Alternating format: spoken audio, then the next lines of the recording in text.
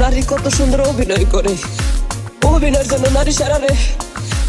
আল্লাহ আল্লাহ গো, কেন তুমি ওই বেঈমানের সাথে আমার দ্বিতীয়বার দেখা দিলা? তোর প্রেমেতে পইরা জীবন হইল রে ছাড়ে খা।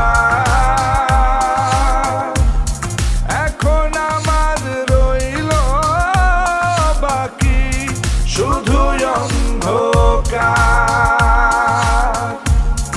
এখন আমার রইল বাকি শুধু অন্ধকার।